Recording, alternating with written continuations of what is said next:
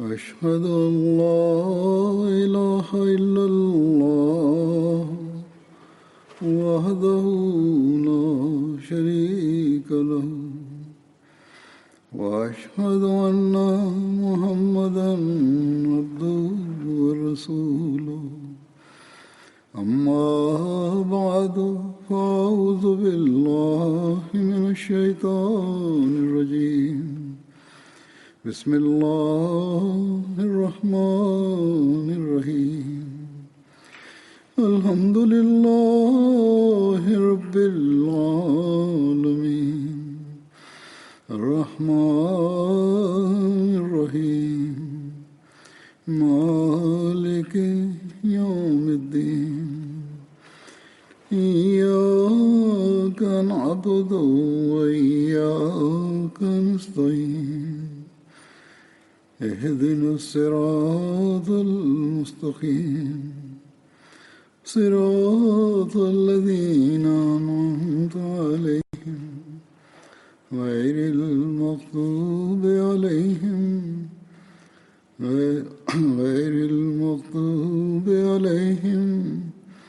ولا الضالين. கடந்த குத்பாவிலிருந்து ஹசரத் அலி ரலியல்லாஹு அன்ஹு அவர்களை பற்றிய நற்குறிப்பு ஆரம்பமாகியிருக்கின்றது. இன்றும் நான் அது தொடர்பாகவே எடுத்துரைப்பேன். ஹசரத் அலி ரலியல்லாஹு அன்ஹு அவர்களின் சகோதரத்துவ பந்தம் தொடர்பாக அறிவிப்பில் இவ்வாறு வருகின்றது. ஹசரத் நபிகள் நாயகம் ஸல்லல்லாஹு அலைஹி வஸல்லம் அவர்கள் ஹசரத் அலி ரலியல்லாஹு அன்ஹு அவர்களை 2 முறை தனது சகோதரராக குறிப்பிட்டுள்ளார்கள். ஹசரத் நபிகள் நாயகம் ஸல்லல்லாஹு அலைஹி வஸல்லம் அவர்கள் முஹாஜிரீன்களுக்கு மத்தியில் மக்காவில் சகோதரத்துவத்தை ஏற்படுத்தினார்கள்.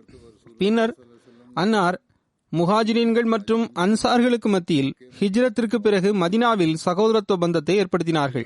இந்த 2 சந்தர்ப்பங்களிலும் ஹசரத் அலி ரலியல்லாஹு அன்ஹு அவரிடம் நீர் இவ்வுலகிலும் மறு உலகிலும் எனது சகோதரர் ஆவீர் என்று கூறினார்கள். மற்றொரு அறிவிப்பில் வருகிறது, ஹசரத் நபிகள் நாயகம் ஸல்லல்லாஹு அலைஹி வஸல்லம் அவர்கள் ஹசரத் அலி பின் அபு தாலிப் மற்றும் ஹசரத் சஹல் பின் ஹனீஃப் ஆகியோருக்கும் இடையில் சகோதரத்துவ பந்தத்தை ஏற்படுத்தினார்கள். இந்த சகோதரத்துவ பந்தம் எப்போது ஏற்பட்டது என்பது தொடர்பாக வரலாற்றில் இவ்வாறு குறிப்பு வந்துள்ளது. அதாவது 2 முறை சகோதரத்துவ பந்தம் ஏற்படுத்தப்பட்டது. சஹி புகாரியின் விளக்க உரையில் அல்லாமா ஹிஸ்தானி அவர்கள் கூறுகின்றார்கள், சகோதரத்துவ பந்தம் 2 முறை ஏற்பட்டது. முதல் முறை ஹிஜ்ரத்திற்கு முன்பு மக்காவில் முஹாஜிரீன்களுக்கு மத்தியில் ஏற்படுத்தப்பட்டது. அதில் ஹசரத் நபிகள் நாயகம் ஸல்லல்லாஹு அலைஹி வஸல்லம் அவர்கள் ஹசரத் அபு பக்கர் மற்றும் ஹசரத் அக்கர் ரலியல்லாஹு அன்ஹு அவர்களுக்கும் இடையில், ஹசரத் உஸ்மான் ரலியல்லாஹு அன்ஹு மற்றும் ஹசரத் அப்துல் ரஹ்மான் பின் அவுஃப் ரலியல்லாஹு அன்ஹு அவர்களுக்கும் இடையிலும், ஹசரத் ஜுபைர் ரலியல்லாஹு அன்ஹு மற்றும் ஹசரத் அப்துல்லா பின் மஸ்ஊத் ரலியல்லாஹு அன்ஹு அவர்களுக்கு இடையிலும், மேலும் ஹசரத் அலி ரலியல்லாஹு அன்ஹு அவர்களுக்கும் தமக்கும் இடையிலும் சகோதரத்துவ பந்தத்தை ஹசரத் நபி ஸல்லல்லாஹு அலைஹி வஸல்லம் அவர்கள் ஏற்படுத்தினார்கள். பின்னர் ஹசரத் நபிகள் நாயகம் ஸல்லல்லாஹு அலைஹி வஸல்லம் அவர்கள் மதினா வருகை தந்தபோது முஹாஜிரீன்கள் மற்றும் அன்சாருக்கு மத்தியில் ஹசரத் அனஸ் பின் மாலிக் அவர்களின் வீட்டில் சகோதரத்துவ பந்தத்தை ஏற்படுத்தினார்கள். இப்னு சாத் அவர்கள் அறிவிக்கின்றார்கள், ஹசரத் நபிகள் நாயகம் ஸல்லல்லாஹு அலைஹி வஸல்லம் அவர்கள் 100 சஹாபாக்களுக்கு மத்தியில் சகோதரத்துவ பந்தத்தை ஏற்படுத்தியிருந்தார்கள். அதாவது 50 முஹாஜிரீன்கள் மற்றும் 50 அன்சாருக்கு மத்தியில் சகோதரத்துவ பந்தத்தை ஏற்படுத்தினார்கள். ஹசரத் அலி ரலியல்லாஹு அன்ஹு அவர்கள் பதர் போர் உட்பட தபூக் போரை தவிர ஏனைய அனைத்து போர்களிலும் ஹசரத் நபி ஸல்லல்லாஹு அலைஹி வஸல்லம் அவருடன் பங்கு பெற்றிருந்தார்கள். தபூக் போரின் சந்தர்ப்பத்தில் ஹசரத் நபிகள் நாயகம் ஸல்லல்லாஹு அலைஹி வஸல்லம் அவர்கள் அன்னாரை குடும்பத்தை பாதுகாக்கும் பொறுப்பில் நியமித்திருந்தார்கள். ஹசரத் சாலபா பின் அபு மாலிக் அவர்கள் அறிவிக்கின்றார்கள், ஹசரத் சாத் பின் உபாதா ரலியல்லாஹு அன்ஹு அவர்கள் எல்லா சந்தர்ப்பத்திலும் ஹசரத் நபிகள் நாயகம் ஸல்லல்லாஹு அலைஹி வஸல்லம் அவர்களின் சார்பாக கொடியை ஏந்தி நின்றார்கள். ஆனால் போருக்கான நேரம் வரும்போது ஹசரத் அலி பின் அபி தாலிப் அவர்கள் கொடியை பற்றிக் கொள்வார்கள். அஷீரா என்ற போர் ஹிஜ்ரி 2ஆம் ஆண்டு ஜமாதியுல் ஊலா மாதம் நடைபெற்றது. வரலாறு மற்றும் வாழ்க்கை புத்தகங்களில் இந்த போருக்கு அஷீரா போர் என்ற பெயர் மட்டுமல்லாமல் ஜுல் அஷீரா, ஜாத்துல் அஷீரா மற்றும் உசைரா ஆகிய பெயர்களும் இடம்பெற்றுள்ளன. அஷீரா என்பது ஒரு கோட்டையின் பெயராகும். அது ஹிஜாஸில் எம்பா மற்றும் துல் மருவா என்ற 2 இடங்களுக்கு மத்தியில் அமைந்துள்ளது. இது தொடர்பான விளக்கத்தை எடுத்துரைத்தவாறு ஹசரத் மிர்சா பஷீர் அஹ்மத் சாப் ரலியல்லாஹு அன்ஹு அவர்கள் இவ்வாறு கூறுகின்றார்கள், ஹிஜ்ரி 2ஆம் ஆண்டு ஜமாதியுல் ஊலா மாதத்தில் மக்கத்து குறைஷிகள் சார்பாக கிடைத்த தகவலின் அடிப்படையில் ஹஜ்ரத் நபி நாயகம் ஸல்லல்லாஹு அலைஹி வஸல்லம் அவர்கள் முஹாஜிரின்களின் ஒரு குழுவுடன் மதினாவிலிருந்து புறப்பட்டார்கள். மேலும் தமக்கு பிறகு தம்முடைய பால்குடி சகோதரரான அபு சல்மா பின் அப்துஸ் சமத் அவர்களை அமீராக நியமித்தார்கள். இந்த போரில் ஹஜ்ரத் நபி நாயகம் ஸல்லல்லாஹு அலைஹி வஸல்லம் அவர்கள் பல இடங்களை சுற்றி வந்து இறுதியில் கடற்கரை ஓரத்தில் எம்பா என்ற இடத்திற்கு அருகில் அஷீரா என்ற இடம் வரை சென்றடைந்தார்கள். அப்போது குறைஷிகளுடன் போர் நிகழவில்லை என்றாலும் ஹஜ்ரத் நபி நாயகம் ஸல்லல்லாஹு அலைஹி வஸல்லம் அவர்கள் பனு மதுலஜ் கோத்திரத்துடன் ஒரு உடன்படிக்கை செய்து கொண்டார்கள். பின்னர் திரும்பி வந்துவிட்டார்கள். ஹஜ்ரத் அலி ரலியல்லாஹு அன்ஹு அவர்கள் இந்த போரில் பங்கு பெற்றிருந்தார்கள். இது தொடர்பாக முஸ்னத் அஹ்மத் பின் ஹம்பலில் ஒரு அறிவிப்பு வருகின்றது. ஹஜ்ரத் அம்மார் பின் யாசர் அவர்கள் அறிவிக்கின்றார்கள், ஜாத்துல் அஷீரா போரில் நானும் ஹஜ்ரத் அலி ரலியல்லாஹு அன்ஹு அவர்களும் பயண நண்பர்களாக இருந்தோம். ஹஜ்ரத் நபி நாயகம் ஸல்லல்லாஹு அலைஹி வஸல்லம் அவர்கள் அந்த இடத்திற்கு சென்றுவிட்ட பிறகும் அங்கு தங்கியிருந்த போதும் நாங்கள் பனு மதுலஜ் மக்களை இவ்வாறு கண்டோம். அதாவது அவர்கள் பேரித்தம்பள தோட்டங்களில் தனது ஒரு நீரூற்றில் பணி செய்து கொண்டிருந்தார்கள்.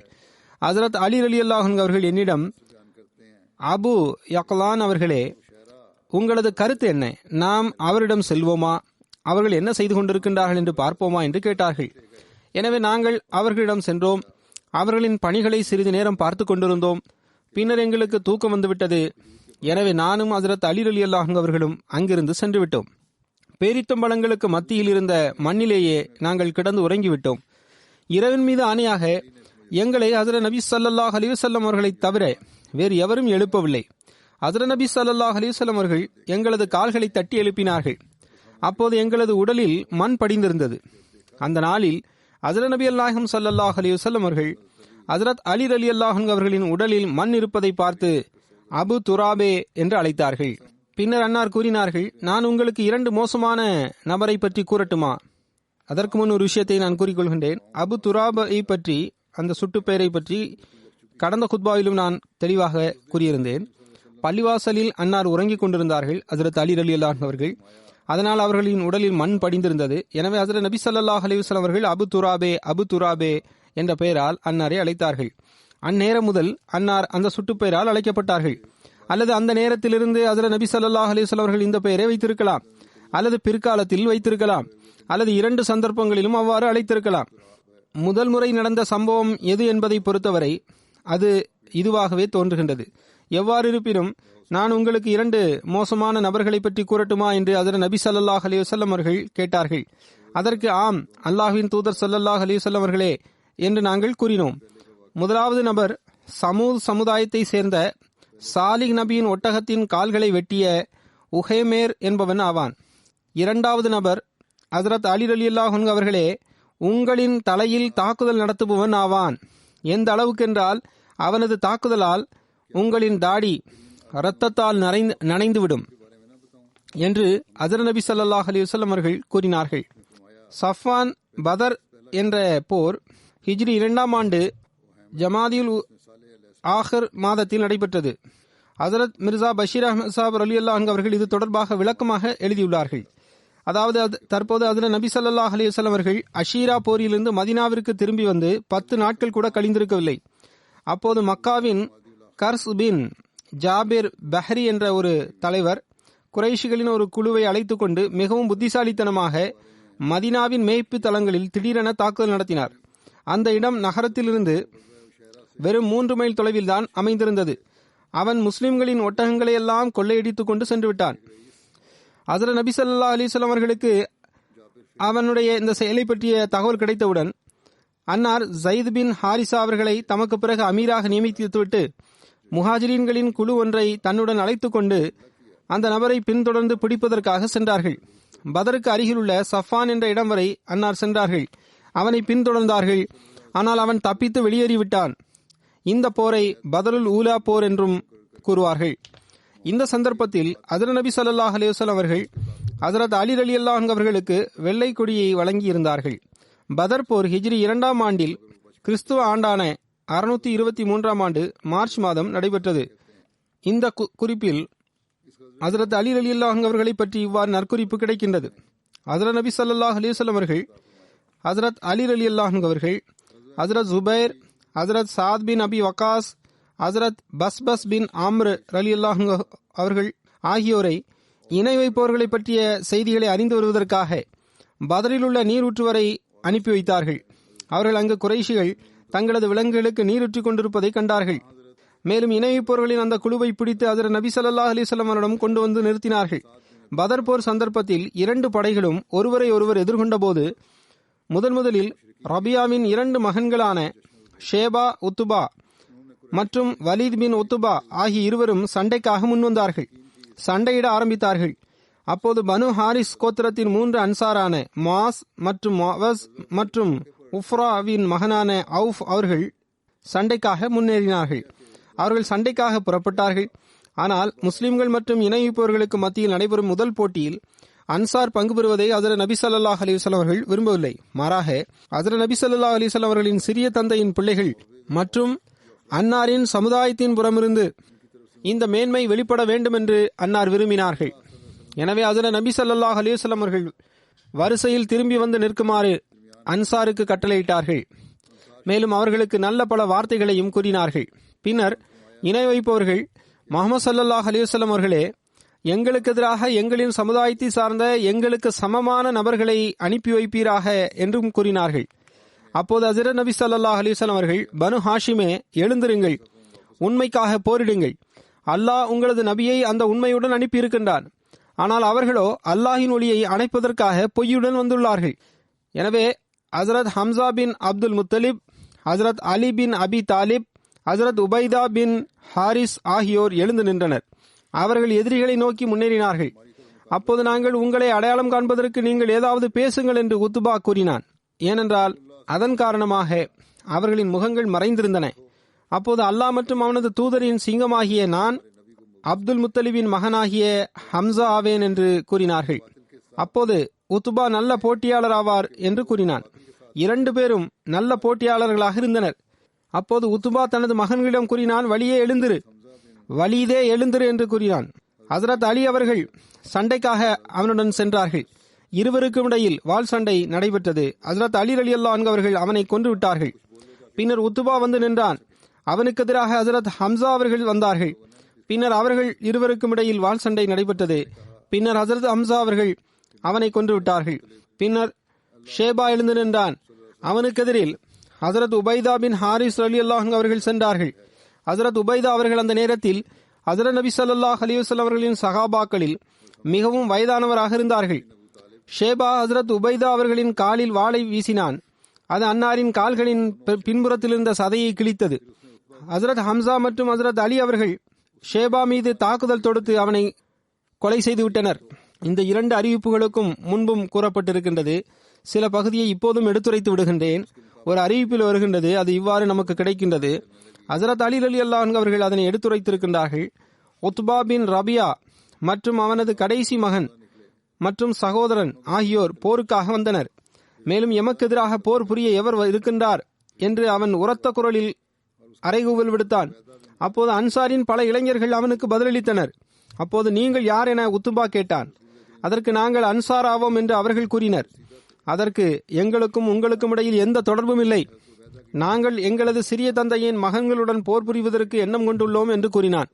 அப்போது ஹஜ்ரத் நபி ஸல்லல்லாஹு அலைஹி வஸல்லம் அவர்கள் கூறினார்கள், ஹம்சாவே எழுந்திருங்கள், அலியே எழுந்திருங்கள், உபைதா பின் ஹாரிஸே முன்னேறுங்கள் என்று கூறினார்கள். அப்போது ஹம்சா அவர்கள் உத்துபாவை நோக்கி முன்னேறினார்கள். நான் ஷேபாவை நோக்கி முன்னேறினேன் என்று ஹஜ்ரத் அலி ரலியல்லாஹு அன்ஹு அவர்கள் கூறினார்கள். மேலும் உபைதா மற்றும் வலீத் ஆகியோருக்கும் இடையில் சண்டை நடந்தது. இருவரும் ஒருவர் மற்றவரை கடுமையாக காயப்படுத்தினர். பின்னர் நாங்கள் வலீதின் பக்கம் கவனம் செலுத்தினோம். மேலும் அவனை கொன்றுவிட்டோம். மேலும் உபைதா அவர்களை போர் மைதானத்திலிருந்து நாங்கள் தூக்கி கொண்டு வந்து விட்டோம். ஹஜ்ரத் அலி ரலியல்லாஹு அன்ஹு அவர்கள் பதர் போர் பற்றி கூறுகின்றார்கள். அதில் நிராகரிப்பாளர்களின் எண்ணிக்கை முஸ்லிம்களை காட்டிலும் மிக அதிகமாக இருந்தது. ஹஜ்ரத் நபி ஸல்லல்லாஹு அலைஹி வஸல்லம் அவர்கள் இரவு முழுவதும் இறைவனின் சன்னிதானத்தில் பணியுடன் துஆக்களும் மன்றாடுதலும் செய்வதில் மிக மும்முரமாக இருந்தார்கள். ஆனால் நிராகரிப்பாளர்களின் படைகள் எங்களுக்கு அருகில் வந்ததும் நாங்கள் அவர்களுக்கு முன்னால் அணிகளை வகுத்து வரிசையாக நின்றதும் ஒருவரின் பார்வைப்பட்டது. அவன் சிகப்பு ஒட்டகத்தின் மீது அமர்ந்திருந்தான். மேலும் மக்களுக்கு மத்தியில் அவனது சவாரி சென்று கொண்டிருந்தது. அப்போது ஹஜ்ரத் நபி ஸல்லல்லாஹு அலைஹி வஸல்லம் அவர்கள், ஹம்சாவே, நிராகரிப்பாளர்களுக்கு அருகில் இருக்கக்கூடியவரிடம் சிவப்பு ஒட்டகத்தில் அமர்ந்திருப்பவன் யார் என்று கேட்கும்படி கூறினார்கள். மேலும் அவன் என்ன கூறிக்கொண்டிருக்கின்றான் என்று வினவும்படியும் கூறினார்கள். அந்த நேரத்தில் ஹஜ்ரத் ஹம்சா அவர்களும் முன்னால் வந்து விட்டார்கள்.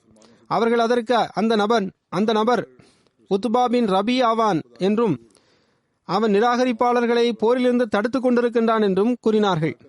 அதற்கு பதிலாக அவனிடம் அபு ஜஹல் கூறினான், நீங்கள் கோழைகளாவீர்கள், சண்டைக்கு அஞ்சுகின்றீர்கள்.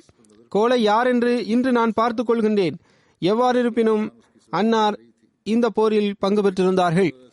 ஹஜ்ரத் அலி ரலியல்லாஹு அன்ஹு அவர்கள் அறிவிக்கின்றார்கள், ஹஜ்ரத் நபி ஸல்லல்லாஹு அலைஹி வஸல்லம் அவர்கள் பதர் சந்தர்ப்பத்தில் என்னை பற்றியும் ஹஜ்ரத் அபூபக்கர் அவர்களை பற்றியும் இவ்வாறு கூறினார்கள், உங்கள் இருவரில் ஒருவரின் வலப்பக்கத்தில் ஹஜ்ரத் ஜிப்ரீல் அலைஹிஸ்ஸலாம் அவர்களும் மற்றவரின் இடப்பக்கத்தில் ஹஜ்ரத் மீகாயில் அவர்களும் உள்ளனர். மேலும் ஹஜ்ரத் இஸ்ராஃபீல் என்பவர் பெரும் வானவராவார். அவர் போர் நேரத்தில் வருகை தருகின்றார். மேலும் அவர் வரிசையில் போர் மைதானத்தில் இருக்கின்றார். ஹஜ்ரத் மிர்சா பஷீர் அஹ்மத் சாப் அவர்கள் பதர் போரை பற்றி குறிப்பிட்டவாறு இவ்வாறு எழுதுகின்றார்கள். ஹஜ்ரத் அலி ரலியல்லாஹு அன்ஹு அவர்கள் கூறுகின்றார்கள், நான் போரிட்டுக் கொண்டிருக்கும் போது எனக்கு ஹஜ்ரத் நபி ஸல்லல்லாஹு அலைஹி வஸல்லம் அவர்களை பற்றிய எண்ணம் தோன்றியது. எனவே நான் அன்னாரின் கூடாரத்தின் பக்கம் ஓடோடி சென்று விட்டேன். ஆனால் நான் சென்ற போதெல்லாம் ஹஜ்ரத் நபி ஸல்லல்லாஹு அலைஹி வஸல்லம் அவர்கள் சஜ்தாவில் மன்றாடி கொண்டிருப்பதையே நான் கண்டேன். யா ஹய்யூ யா கய்யூம் என்ற வார்த்தைகளே அன்னாரின் நாவிலிருந்து வெளிப்பட்டுக் கொண்டிருந்ததை நான் கண்டேன், செவியுற்றேன். அதாவது, எனது உயிருள்ள இறைவா, வாழ்க்கையை வழங்குவாயாக என்றே அன்னார் துவா செய்து கொண்டிருந்தார்கள். ஹஜ்ரத் அபூபக்கர் ரலியல்லாஹு அன்ஹு அவர்கள் ஹஜ்ரத் நபி ஸல்லல்லாஹு அலைஹி வஸல்லம் அவர்களின் இந்த நிலையைக் கண்டு நிம்மதி இழந்திருந்தார்கள். சில முறை அல்லாஹ்வின் தூதர் ஸல்லல்லாஹு அலைஹி வஸல்லம் அவர்களே, எனது தாயும் தந்தையும் உங்கள் மீது அர்ப்பணமாகட்டுமாக, தாங்கள் பதற்றமடைய வேண்டாம், அல்லாஹ் தனது வாக்குறுதியை நிச்சயம் முழுமை செய்வான். ஆயினும் தாங்களோ தொடர்ந்து துவாவில் மூழ்கி இருக்கின்றீர்கள் என்று தன்னையும் அறியாமல் கூறியிருந்தார்கள். ஹஜ்ரத் நபி ஸல்லல்லாஹு அலைஹி வஸல்லம் அவர்கள் அல்லாஹ்வின் வாக்குறுதி சில முறை மறைவான நிபந்தனைகளை கொண்டிருக்க கூடும் என்ற அச்சத்தால் இவ்வாறு துவா செய்து வந்தார்கள். ஹஜ்ரத் ஃபாத்திமா அவர்களின் திருமணம் ஹிஜ்ரி 2ஆம் ஆண்டு நடைபெற்றது. ஹஜ்ரத் அலி ரலியல்லாஹு அன்ஹு அவர்கள் ஹஜ்ரத் நபி ஸல்லல்லாஹு அலைஹி வஸல்லம் அவரிடம் ஃபாத்திமா ரலியல்லாஹு அன்ஹா அவர்களை திருமணம் நடத்தி வைக்கும்படி வேண்டினார்கள். அதனை ஹஜ்ரத் நபி ஸல்லல்லாஹு அலைஹி வஸல்லம் அவர்களும் மன மகிழ்ச்சியுடன் ஏற்றுக்கொண்டார்கள். ஹஜ்ரத் அனஸ் அவர்கள் அறிவிக்கின்றார்கள், ஹஜ்ரத் அபூபக்கர் மற்றும் ஹஜ்ரத் உமர் ரலியல்லாஹு அன்ஹு ஆகிய இருவரும் ஹஜ்ரத் நபி ஸல்லல்லாஹு அலைஹி வஸல்லம் அவரிடத்தில் ஹஜ்ரத் ஃபாத்திமா ரலியல்லாஹு அன்ஹா அவர்களை திருமணம் முடித்து வைக்கும்படி வேண்டினார்கள். ஆனால் ஹஜ்ரத் நபி ஸல்லல்லாஹு அலைஹி வஸல்லம் அவர்கள் மௌனமாக இருந்தார்கள். அவர்களுக்கு எந்த பதிலும் கொடுக்கவில்லை. ஹஜ்ரத் அலி ரலியல்லாஹு அன்ஹு அவர்கள் அறிவிக்கின்றார்கள், நான் ஹஜ்ரத் நபி ஸல்லல்லாஹு அலைஹி வஸல்லம் அவரிடத்தில் சென்றேன். மேலும் தாங்கள் ஹஜ்ரத் ஃபாத்திமா ரலியல்லாஹு அன்ஹா அவர்களை எனக்கு திருமணம் முடித்து வையுங்கள். மேலும் தாங்கள் ஹஜ்ரத் ஃபாத்திமா ரலியல்லாஹு அன்ஹா அவர்களை எனக்கு மனம் முடித்து தருவீர்களா என்று கேட்டேன். அப்போது உங்களிடத்தில் மகர் தொகையாக எதுவும் உள்ளதா என்று ஹஜ்ரத் நபி ஸல்லல்லாஹு அலைஹி வஸல்லம் அவர்கள் என்னிடம் கேட்டார்கள். அதற்கு நான், என்னிடம் ஒரு குதிரையும் மேலும் எனது போர் கவசமும் உள்ளது என்று கூறினேன். அப்போது ஹஜ்ரத் நபி ஸல்லல்லாஹு அலைஹி வஸல்லம் அவர்கள், குதிரை உங்களுக்கு அவசியமாகும், ஆயினும் உங்களது போர் கவசத்தை விற்று விடுங்கள் என்று கூறினார்கள். நான் அந்த கவசத்தை 480 திர்ஹமிற்கு விற்று மகர் தொகைக்கான ஏற்பாட்டை செய்துவிட்டேன். ஒரு அறிவிப்பில் உள்ளது, மகர் தொகையை வைத்துக் கொள்ளுங்கள், என்ன நடந்தாலும் பார்த்துக் கொள்ளலாம் என்று மக்கள் கூறினர். ஹஜ்ரத் நபி ஸல்லல்லாஹு அலைஹி வஸல்லம் அவர்கள் முதலில் மகர் தொகைக்கான ஏற்பாட்டை செய்யுங்கள் என்றே கூறினார்கள். இதன் பொருள், மகர் தொகையானது உடனடியாக செலுத்தப்பட வேண்டிய ஒன்றாகும். அது பெண்களுக்குரிய உரிமையாகும். பெண்கள் மகர் தொகையை முதலிலேயே கேட்கின்றார்கள். ஆனால் நாங்கள் மிக மகிழ்ச்சியுடன் குடும்பத்தில் வாழ்ந்து வருகின்றோம் என்று எனக்கு சிலர் கடிதம் எழுதுகின்றார்கள். பெண்கள் மகர் தொகையை கொடுக்குமாறு கேட்கின்றார்கள் என்றால் அது அவர்களது உரிமையாகும். அதை உடனடியாக அப்போதை கொடுத்து விட வேண்டும். இல்லை என்றால் அதன் காரணமாக சண்டைகள் ஆரம்பமாகிவிடும். இதற்கு மன விலக்குகள் வரை காத்திருக்க வேண்டிய அவசியமில்லை. ஹுலா தலாக் வரை காத்திருந்து அந்த தொகையை செலுத்த வேண்டும் என்பது அல்ல. மாறாக உடனே அந்த மகர் தொகையை கொடுத்து விடுவது அவசியமாகும். எவ்வாறு இருப்பினும் ஒரு அறிவிப்பில் உள்ளது, ஹஜ்ரத் அலி ரலியல்லாஹு அன்ஹு அவர்கள் கவசத்தை ஹஜ்ரத் உஸ்மான் ரலியல்லாஹு அன்ஹு அவரிடம் விற்றுவிட்டார்கள். ஹஜ்ரத் உஸ்மான் ரலியல்லாஹு அன்ஹு அவர்கள் அதற்குரிய விலையையும் கொடுத்து விட்டார்கள். மேலும் கவசத்தையும் ஹஜ்ரத் அலி அவரிடம் திருப்பி ஒப்படைத்து விட்டார்கள். ஹஜ்ரத் அலி ரலியல்லாஹு அன்ஹு அவர்கள் கூறுகின்றார்கள், நான் அந்த தொகையை எடுத்துக்கொண்டேன். மேலும் அதனை ஹஜ்ரத் நபி ஸல்லல்லாஹு அலைஹி வஸல்லம் அவர்களின் மடியில் வைத்து விட்டேன். ஹஜ்ரத் நபி ஸல்லல்லாஹு அலைஹி வஸல்லம் அவர்கள் அதிலிருந்து உள்ளங்கை அளவு பணத்தை எடுத்து பிலால் ரலியல்லாஹு அன்ஹு அவரிடம் கொடுத்து அனுப்பி வைத்தார்கள். மேலும் கூறினார்கள், இந்த பணத்திலிருந்து கொஞ்சம் நறுமணத்தை வாங்கி வாருங்கள். மேலும் சில மக்களுக்கு வழிகாட்டினார்கள், நீங்கள் ஹஜ்ரத் ஃபாத்திமா அவர்களுக்கான சீர் சாமான்களை ஆயத்தம் செய்யுங்கள். எனவே ஹஜ்ரத் ஃபாத்திமா அவர்களுக்கு ஒரு கட்டிலும் தோளாலான ஒரு தலையணையும் அதில் பேரித்தம்பள இலைகளும் நிரப்பப்பட்டிருந்தன. இவை அனைத்தும் ஆயத்தம் செய்யப்பட்டது. ஒரு அறிவிப்பில் வருகின்றது, ஹசரத் அலி ரலியல்லாஹு அன்ஹு அவர்களுடன் இந்த திருமணத்தை நிச்சயித்தவாறு ஹசரத் நபி ஸல்லல்லாஹு அலைஹி வஸல்லம் அவர்கள் இவ்வாறு கூறினார்கள்: நான் இவ்வாறு செய்ய வேண்டும் என எனது இறைவன் எனக்கு கட்டளையிட்டிருக்கின்றான். தனது மகளை திருமணம் முடித்து அனுப்பி வைத்தவுடன் ஹசரத் நபி ஸல்லல்லாஹு அலைஹி வஸல்லம் அவர்கள் ஹசரத் அலி ரலியல்லாஹு அன்ஹு அவரிடம் இவ்வாறு கூறினார்கள்: ஹசரத் ஃபாத்திமா அவர்கள் உங்களிடம் வருகை தந்த பிறகு நான் வரும் வரை எதுவும் அவரிடம் பேச வேண்டாம். ஆக ஹசரத் ஃபாத்திமா அவர்கள் ஹசரத் உம்மே ஐமன் அவர்களுடன் ஹசரத் அலி ரலியல்லாஹு அன்ஹு அவருடைய வீட்டிற்கு சென்றார்கள். மேலும் வீட்டின் ஒரு ஓரத்தில் அமர்ந்து கொண்டார்கள். ஹசரத் அலி அவர்கள் கூறினார்கள், நானும் ஒரு பக்கம் அமர்ந்து கொண்டேன். பின்னர் ஹசரத் நபி ஸல்லல்லாஹு அலைஹி வஸல்லம் அவர்கள் வருகை தந்தார்கள். எனது சகோதரர் இங்கு இருக்கின்றாரா என்று ஹசரத் நபி ஸல்லல்லாஹு அலைஹி வஸல்லம் அவர்கள் கேட்டார்கள். தங்களின் சகோதரருடன் தாங்கள் தங்களின் மகளை திருமணம் முடித்து வைத்துள்ளீர்கள் அல்லவா என்று உம்மே ஐமன் அவர்கள் கேட்டார்கள். ஹசரத் நபி ஸல்லல்லாஹு அலைஹி வஸல்லம் அவர்கள் ஆம் என்று கூறி உள்ளே வருகை தந்தார்கள். எனக்கு தண்ணீர் கொண்டு வாருங்கள் என்று ஹசரத் ஃபாத்திமா அவரிடம் கூறினார்கள். அன்னார் எழுந்து நின்றார்கள். இதுபோன்ற உறவில் திருமணம் நடக்க முடியும். ஏனென்றால் ஹசரத் அலி அவர்கள் ஹசரத் நபி ஸல்லல்லாஹு அலைஹி வஸல்லம் அவர்களுடன் உடன் பிறந்த சகோதரர் கிடையாது. வீட்டில் வைக்கப்பட்டிருந்த ஒரு குவளையில் அன்னார் தண்ணீர் கொண்டு வந்தார்கள். ஹசரத் நபி ஸல்லல்லாஹு அலைஹி வஸல்லம் அவர்கள் அதனை பெற்றுக்கொண்டார்கள். அதனை கொண்டு வாய் கொப்பளித்தார்கள். ஹசரத் ஃபாத்திமா ரலியல்லாஹு அன்ஹா அவர்களிடம் முன்னே வாருங்கள் என்று கூறினார்கள். அன்னார் முன்னே வந்தார்கள். ஹசரத் நபி ஸல்லல்லாஹு அலைஹி வஸல்லம் அவர்கள் அன்னார் மீதும் அன்னாரின் தலையின் மீதும் சற்று தண்ணீரை தெளித்தார்கள். பின்னர் இவ்வாறு துவா செய்தார்கள்: அல்லாஹ்வே, நான் இவர்களையும் இவர்களின் சந்ததிகளையும் விரட்டப்பட்ட ஷைத்தானிடமிருந்து உமது பாதுகாப்பில் ஒப்படைக்கின்றேன். பின்னர் திரும்பி நிற்குமாறு ஹசரத் நபி ஸல்லல்லாஹு அலைஹி வஸல்லம் அவர்கள் அன்னாரிடம் கூறினார்கள். அன்னார் திரும்பி நின்றபோது ஹசரத் நபி ஸல்லல்லாஹு அலைஹி வஸல்லம் அவர்கள் அன்னாரின் தோள்களில் தண்ணீரை தெளித்தார்கள். இதேபோன்று ஹசரத் அலி ரலியல்லாஹு அன்ஹு அவர்களுடனும் ஹசரத் நபி ஸல்லல்லாஹு அலைஹி வஸல்லம் அவர்கள் நடந்து கொண்டார்கள். பின்னர் ஹசரத் அலி ரலியல்லாஹு அன்ஹு அவர்களிடம், நீங்கள் உங்களது மனைவியிடம் அல்லாஹ்வின் பெயருடனும் பரக்கத்துடனும் செல்லுங்கள் என்று கூறினார்கள். ஹசரத் ஆயிஷா மற்றும் ஹசரத் உம்மே சல்மா ஆகியோர் கூறுகின்றனர், ஹசரத் நபி ஸல்லல்லாஹு அலைஹி வஸல்லம் அவர்கள் எங்களிடம் ஹசரத் ஃபாத்திமா அவர்களை ஆயத்தம் செய்யும்படி கூறினார்கள். எந்த அளவுக்கு என்றால் நாங்கள் அவர்களை ஹசரத் அலி ரலியல்லாஹு அன்ஹு அவரிடம் அழைத்து சென்றோம். எனவே வீட்டிற்கு வந்தோம். மேலும் அவர்களுக்காக ஃபத்ஹா என்ற தலையணையையும் ஆயத்தம் செய்தோம். நாங்கள் எங்களது கைகளாலேயே அதனை தைத்தோம். பேரித்தம்பழம் மற்றும் உலர் திராட்சை ஆகியவற்றை உண்பதற்காகவும் இனிப்பான நீரை குடிப்பதற்காகவும் ஆயத்தம் செய்தோம். பின்னர் தடி ஒன்றை எடுத்துக்கொண்டு ஒற்றை கோடு ஒன்றை வரைந்தோம். பின்னர் ஒரு இடத்தில் அறையின் ஓரத்தில் அவர்களை அமர வைத்தோம். அங்கு ஆடைகளை தொங்க விட முடியும். மேலும் அதில் தண்ணீர் பானத்தை தொங்க விடுவதற்கான ஏற்பாட்டும் செய்யப்பட்டிருந்தது. ஹசரத் ஃபாத்திமா ரலியல்லாஹு அன்ஹா அவர்களின் திருமணத்தை விட சிறந்த திருமணத்தை வேறெவரின் திருமணமாக நான் கண்டதில்லை என்று அன்னார் கூறுகின்றார்கள். வலிமா விருந்தில் பேரித்தம்பழங்களும் பாலாடை கட்டிகளும் ஹேஸ் என்ற ஒரு வகையான உணவும் அடங்கியிருந்தன. ஹேஸ் என்பது பேரித்தம்பழம், நெய் மற்றும் பாலாடை கட்டி ஆகியவற்றால் செய்யப்படும் ஒரு வகை பண்டமாகும். ஹசரத் அஸ்மா பின்த் உமைஸ் அவர்கள் அறிவிக்கின்றார்கள், அந்த காலத்தில் இதைவிட சிறந்த வலிமா விருந்து வேறு எந்த விருந்தாகவும் இருந்ததில்லை. ஹசரத் ஃபாத்திமா மற்றும் ஹசரத் அலி அவர்களின் திருமணத்தை பற்றி குறிப்பிட்டவாறு சீரத் காத்தமுன் நபியின் என்ற நூலில் இவ்வாறு இடம்பெற்றுள்ளது: ஹசரத் ஃபாத்திமா அவர்கள் ஹசரத் கதீஜா அவர்கள் மூலமாக ஹசரத் நபி ஸல்லல்லாஹு அலைஹி வஸல்லம் அவர்களுக்கு பிறந்த பிள்ளைகளில் மிகவும் சிறிய பிள்ளையாக இருந்தார்கள். ஹசரத் நபியல் நாயகம் ஸல்லல்லாஹு அலைஹி வஸல்லம் அவர்கள் தனது பிள்ளைகளில் எல்லாரையும் விட ஹசரத் ஃபாத்திமா அவர்கள் மீது மிகவும் அன்பு கொண்டிருந்தார்கள். தனது தனிப்பட்ட சிறப்புகளின் காரணமாகவே இந்த தனிப்பட்ட அன்பின் தனித்தன்மைக்கு எல்லாரையும் விட அதிக தகுதியுடையவராக அன்னார் இருந்தார்கள். அப்போது அன்னாரின் வயது சற்றேறக்குறைய 15 வயதாக இருந்தது. திருமணத்திற்கான வரன்கள் வரத் தொடங்கியிருந்தன. முதலில் ஹசரத் ஃபாத்திமா அவர்களுக்காக ஹசரத் அபுபக்கர் அவர்கள் விண்ணப்பம் செய்தார்கள். ஆனால் ஹசரத் நபி ஸல்லல்லாஹு அலைஹி வஸல்லம் அவர்கள் மறுத்துவிட்டார்கள். பின்னர் ஹசரத் உமர் அவர்கள் விண்ணப்பித்தார்கள். ஆனால் அவர்களின் விண்ணப்பமும் ஒப்புக்கொள்ளப்படவில்லை. அதன் பிறகு ஹசரத் நபி ஸல்லல்லாஹு அலைஹி வஸல்லம் அவர்களின் விருப்பம் ஹசரத் அலி ரலியல்லாஹு அன்ஹு அவர்களின் மீது இருப்பதை அறிந்து கொண்டார்கள். ஹசரத் அலி ரலியல்லாஹு அன்ஹு அவரிடம் கூறினார்கள், நீங்கள் ஃபாத்திமா அவர்களை மணமுடிக்க விண்ணப்பம் செய்யுங்கள். ஹசரத் அலி ரலியல்லாஹு அன்ஹு அவர்கள் கூறினார்கள், நானும் முதலில் ஆசைப்பட்டிருந்தேன், ஆனால் வெட்கத்தின் காரணமாக பிறகு மௌனமாகிவிட்டேன். இருப்பினும் உடனடியாக ஹசரத் நபி ஸல்லல்லாஹு அலைஹி வஸல்லம் இடத்தில் சென்றார்கள். பின்னர் விண்ணப்பித்து விட்டார்கள். மற்றொரு பக்கம் ஹசரத் நபி ஸல்லல்லாஹு அலைஹி வஸல்லம் அவர்களுக்கு வஹீன் மூலமாக இறைவனிடமிருந்து இந்த செய்கையும் கிடைத்திருந்தது.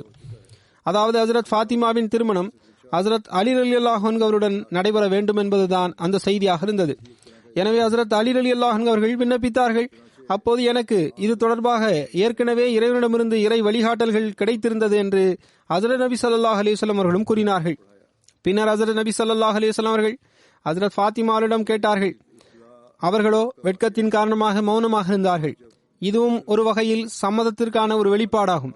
மேலும் ஹஜ்ரத் நபி ஸல்லல்லாஹு அலைஹி வஸல்லம் அவர்கள் முஹாஜிரின் மற்றும் அன்சாரின் ஒரு கூட்டத்தை ஒன்று கூட்டி ஹஜ்ரத் அலி ரலியல்லாஹு அன்ஹு மற்றும் ஹஜ்ரத் ஃபாத்திமா ரலியல்லாஹு அன்ஹா அவர்களின் திருமணத்தை நடத்தி வைத்தார்கள். இந்த சம்பவம் ஹிஜ்ரி 2ஆம் ஆண்டில் ஆரம்பத்தில் நடைபெற்றது அல்லது இடைப்பட்ட காலத்தில் நடந்த ஒன்றாகும். இதன் பிறகு பதர் போர் ஆரம்பமாகியிருந்தது. ஹிஜ்ரி 2ஆம் ஆண்டு துல்ஹஜ் மாதம் 2ஆம் தேதி மணப்பெண்ணை அனுப்பி வைப்பதற்கான ஏற்பாடும் நடந்தது. ஹஜ்ரத் நபி ஸல்லல்லாஹு அலைஹி வஸல்லம் அவர்கள் உங்களிடம் மஹர் தொகையாக கொடுப்பதற்கு எதுவும் உள்ளதா இல்லையா என்று ஹஜ்ரத் அலி ரலியல்லாஹு அன்ஹு அவரிடம் கேட்டார்கள். இதற்கு முன்பு நான் கூறிய தோட்டத்தின் சம்பவம் திருமணத்திற்கு முன் நிகழ்ந்த சம்பவமாகும். நான் சரியாக கூறியிருந்தேன்.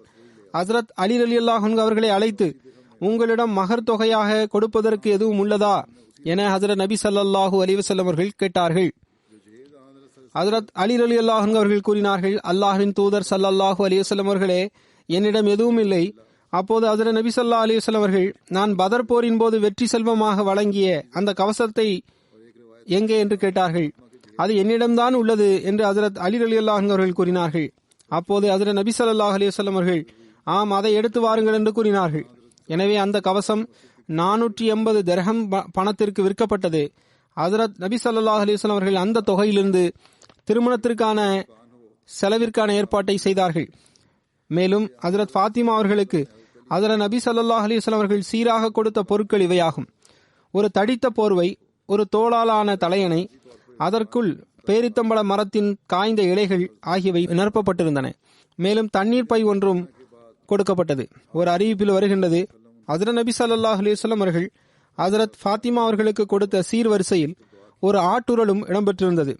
இந்த அனைத்து பொருட்களும் ஆயத்தம் செய்யப்பட்டதும் வீட்டை பற்றிய கவலை ஏற்பட்டது. ஹஜ்ரத் அலி ரலியல்லாஹு அன்ஹு அவர்கள் அப்போது வரை ஹஜ்ரத் நபி ஸல்லல்லாஹு அலைஹி வஸல்லம் அவருடன் பள்ளிவாசலின் ஒரு பகுதியிலேயே தங்கியிருந்தார்கள். ஆனால் திருமணத்திற்கு பிறகு கணவன் மனைவி வசிப்பதற்கு தனியாக ஒரு அறை என்பது அவசியமானதாக இருந்தது. ஹஜ்ரத் அலி ரலியல்லாஹு அன்ஹு அவர்கள் ஹஜ்ரத் ஃபாத்திமா அவர்களுக்கு தற்காலிகமாக தங்குவதற்கு ஒரு வீட்டை ஆயத்தம் செய்தார்கள். அதில் ஹஜ்ரத் ஃபாத்திமா அவர்கள் திருமணத்திற்கு பிறகு அனுப்பி வைக்கப்பட்டார்கள். ஹஜ்ரத் நபி ஸல்லல்லாஹு அலைஹி வஸல்லம் அவர்கள் அதே நாளன்று அந்த வீட்டிற்கு வருகை தந்தார்கள். சிறிது தண்ணீரை கொண்டு வருமாறு கூறி அதில் துவாவும் செய்தார்கள். அந்த தண்ணீரை ஹஜ்ரத் ஃபாத்திமா மற்றும் ஹஜ்ரத் அலி ரலியல்லாஹு அன்ஹு அவர்கள் ஆகிய இருவர் மீதும் தெளித்து இந்த சொற்களில் அவர்களுக்காக ஹஜ்ரத் நபி ஸல்லல்லாஹு அலைஹி வஸல்லம் அவர்கள் துவா செய்தார்கள். துவாவின் பொருள், அல்லாஹ்வே, ஹஜ்ரத் ஃபாத்திமா மற்றும் ஹஜ்ரத் அலி ரலியல்லாஹு அன்ஹு அவர்களின் இந்த தொடர்புகளில் பரக்கத்தை வழங்குவாயாக, அவர்களின் சந்ததிகளிலும் பரக்கத்தை வழங்குவாயாக. பின்னர் புதுமண தம்பதிகளை தனியாக விட்டுவிட்டு ஹஜ்ரத் நபி ஸல்லல்லாஹு அலைஹி வஸல்லம் அவர்கள் திரும்பி வந்து விட்டார்கள். அதன் பிறகு ஒரு நாள் ஹஜ்ரத் நபி ஸல்லல்லாஹு அலைஹி வஸல்லம் அவர்கள் ஹஜ்ரத் ஃபாத்திமா அவர்களின் வீட்டிற்கு சென்றார்கள். அப்போது ஹஜ்ரத் ஃபாத்திமா அவர்கள் கூறினார்கள், ஹாரிஸ் பின் நோமான் அன்சார் சஹாபிக்கு சில வீடுகள் உள்ளன. அவற்றில் ஒரு வீட்டை காலி செய்து நமக்கு தரும்படி தாங்கள் அவரிடம் கூற வேண்டும் என ஹஜ்ரத் நபி ஸல்லல்லாஹு அலைஹி வஸல்லம் அவரிடம் விண்ணப்பித்தார்கள். அப்போது ஹஜ்ரத் நபி ஸல்லல்லாஹு அலைஹி வஸல்லம் அவர்கள் கூறினார்கள், அவர்கள் நமக்காக ஏற்கனவே பல வீடுகளை காலி செய்துள்ளார்கள். இப்போது அவர்களுக்கு இதனை கூறுவதற்கு எனக்கு வெட்கமாக உள்ளது என்று கூறினார்கள். ஹஜ்ரத் ஹாரிசா அவர்களுக்கு எப்போது எப்படி இந்த தகவல் கிடைத்தது என்பது தெரியவில்லை. அவர்கள் ஓடோடி வந்தார்கள். மேலும் ஹஜ்ரத் நபி ஸல்லல்லாஹு அலைஹி வஸல்லம் அவரிடம், அல்லாஹ்வின் தூதர் ஸல்லல்லாஹு அலைஹி வஸல்லம் அவர்களே, என்னிடம் இருப்பதெல்லாம் தங்களுக்கே உரியதாகும். அல்லாஹ்வின் மீது ஆணையாக நீங்கள் என்னிடமிருந்து ஒப்புக்கொள்கின்ற விஷயத்தால் எனக்கு மிகவும் மகிழ்ச்சி ஏற்படுகின்றது என்றும் கூறினார்கள். மேலும் என்னிடம் இருக்கின்ற விஷயத்தை விட நான் உங்களுக்கு கொடுக்கின்ற விஷயம்தான் எனக்கு சிறந்ததாகும் என்றும் கூறினார்கள். இந்த களப்பற்ற சஹாபி அடம்பிடித்து தனது ஒரு வீட்டை காலி செய்து அவர்களிடம் ஒப்படைத்து விட்டார்கள். ஹஜ்ரத் அலி ரலியல்லாஹு அன்ஹு அவர்கள் மற்றும் ஹஜ்ரத் ஃபாத்திமா ஆகியோர் அந்த வீட்டிற்கு சென்று விட்டார்கள். ஹஜ்ரத் அலி ரலியல்லாஹு அன்ஹு மற்றும் ஹஜ்ரத் ஃபாத்திமா ஆகிய இருவரும் தங்களது ஏழ்மையிலும் வறுமையிலும் போதுமென்ற மனதை வெளிப்படுத்தினார்கள். ஒரு அறிவிப்பில் வருகின்றது, ஹஜ்ரத் அலி ரலியல்லாஹு அன்ஹு அவர்கள் கூறினார்கள், ஹஜ்ரத் ஃபாத்திமா அவர்கள் உரலில் அரைப்பதால் தமது கைகளில் வேதனை ஏற்படுவதாக முறையிட்டார்கள். ஹஜ்ரத் நபி ஸல்லல்லாஹு அலைஹி வஸல்லம் அவரிடத்தில் சில கைதிகள் இருந்தார்கள்.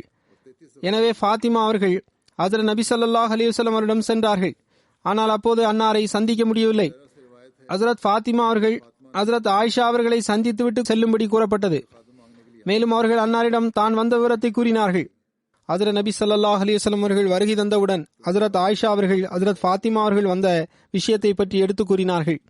ஹஜ்ரத் அலி ரலியல்லாஹு அன்ஹு அவர்கள் கூறுகின்றார்கள், நாங்கள் அன்றைய தினம் படுக்கைக்கு சென்றுவிட்ட பிறகு ஹஜ்ரத் நபி ஸல்லல்லாஹு அலைஹி வஸல்லம் அவர்கள் எங்களிடம் வருகை தந்தார்கள். நாங்கள் எழ முற்பட்டோம். அப்போது ஹஜ்ரத் நபி ஸல்லல்லாஹு அலைஹி வஸல்லம் அவர்கள், நீங்கள் உங்களது இடத்திலேயே இருந்து கொள்ளுங்கள் என்று கூறினார்கள்.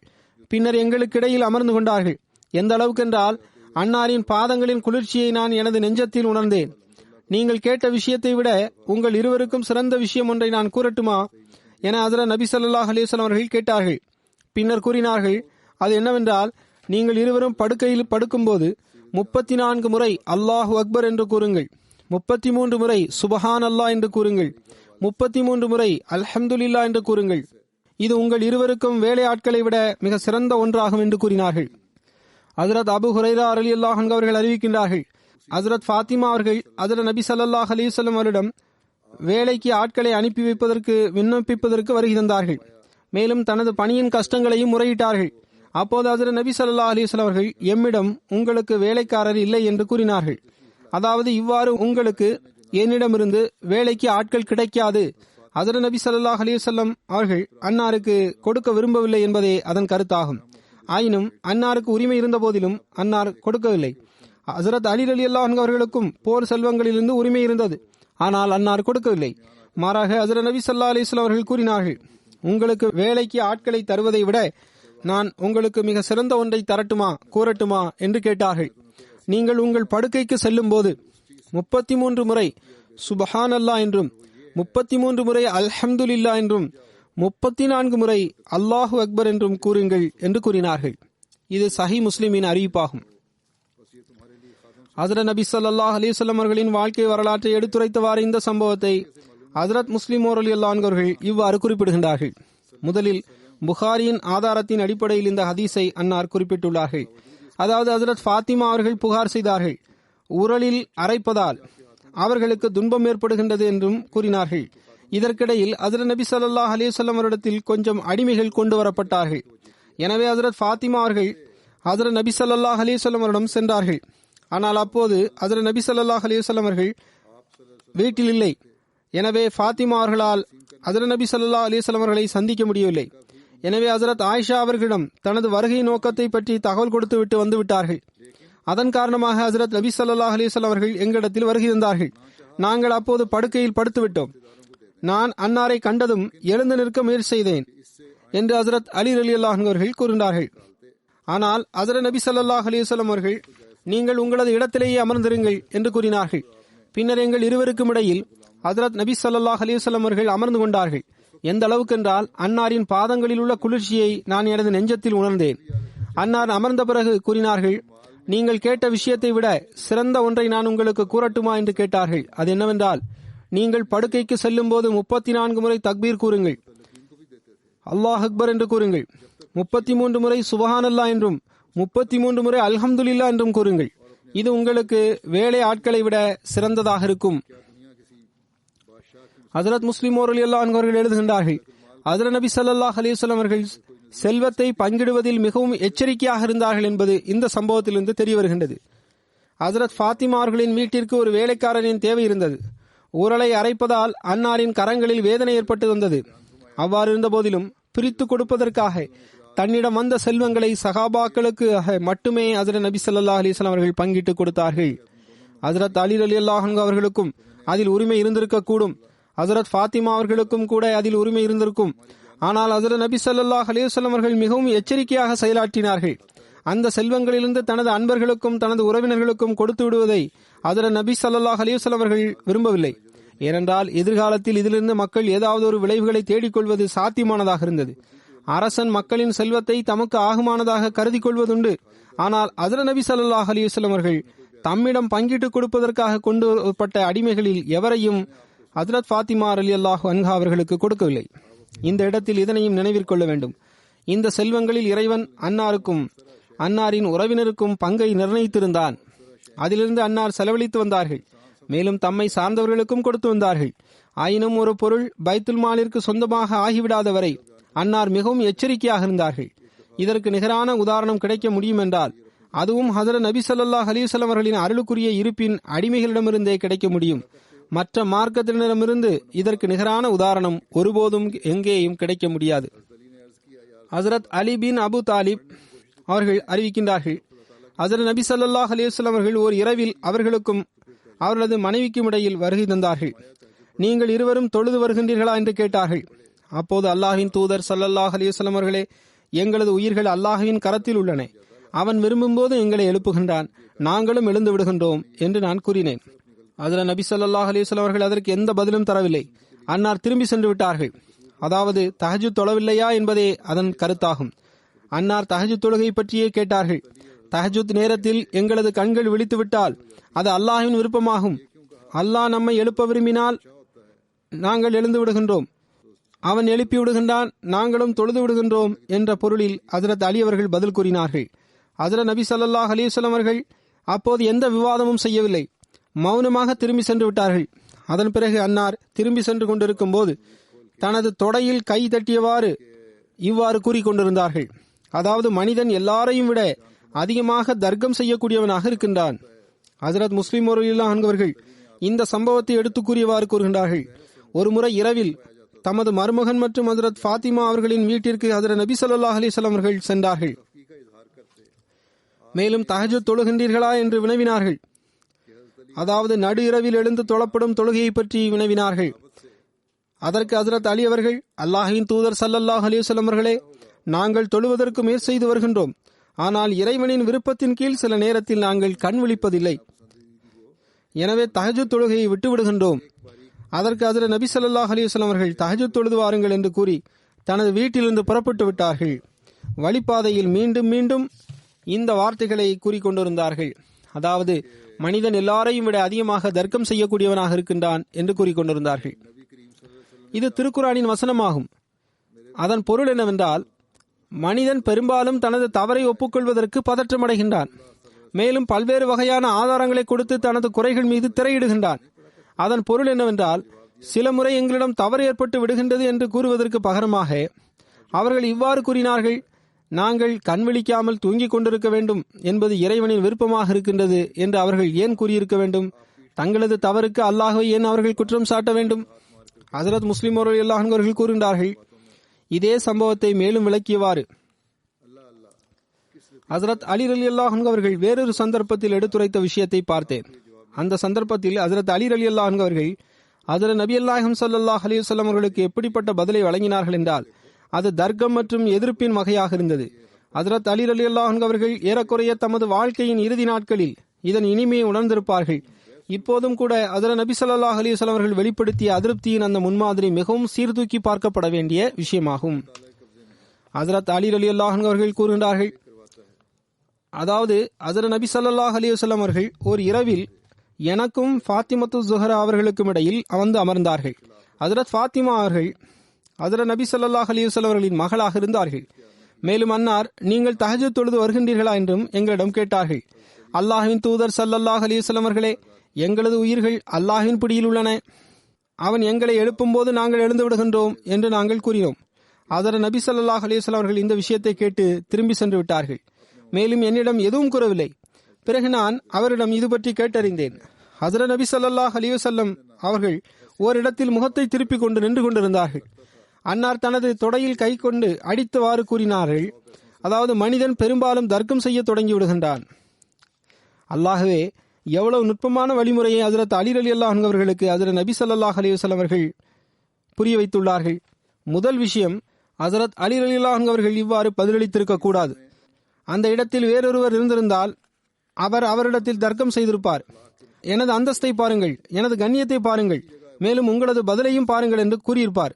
உங்களுக்கு எனது இந்த கூற்றை ரத்து செய்வதற்கு உரிமை இருக்கலாம். அதாவது மனிதன் நிர்பந்தத்திற்கு உள்ளாகி இருக்கின்றான். அவனது அனைத்து செயல்களும் அல்லாஹின் பிடியிலேயே உள்ளன. அவன் எவ்வாறு விரும்புகின்றானோ அவ்வாறே செயல்பட வைக்கின்றான். இறைவன் விரும்பினால் தொழுகைக்கான பாக்கியத்தை வழங்குவான், இல்லை என்றால் அவன் வழங்க மாட்டான் என்பது இதன் பொருள் கிடையாது. பலவந்தம் என்ற விவகாரம் திருக்குர்ஆனுக்கு எதிரானதாகும். ஆனால் இந்த இரண்டு வழிமுறைகளிலும் ஹஜரத் நபி ஸல்லல்லாஹு அலைஹி வஸல்லம் அவர்கள் எதையும் மேற்கொள்ளவில்லை. ஹஜரத் அலி ரலியல்லாஹு அவர்கள் மீது அன்னார் அதிருப்தி அடையவும் இல்லை. மேலும் தர்க்கம் செய்து ஹஜரத் அலி ரலியல்லாஹு அவர்களின் கூற்றிலுள்ள தவறையும் உணர்த்தவில்லை. மாறாக ஒரு பக்கமாக ஒதுங்கிக் கொண்டு அவர்களின் பதிலை கேட்டு தனது ஆச்சரியத்தை இவ்வாறு வெளிப்படுத்தினார்கள். அதாவது, மனிதன் மிகவும் வினோதமானவனாவான். எல்லா விஷயங்களிலும் ஏதாவது ஒன்றை தனக்கு சாதகமாக ஆக்கிக் கொள்கின்றான்.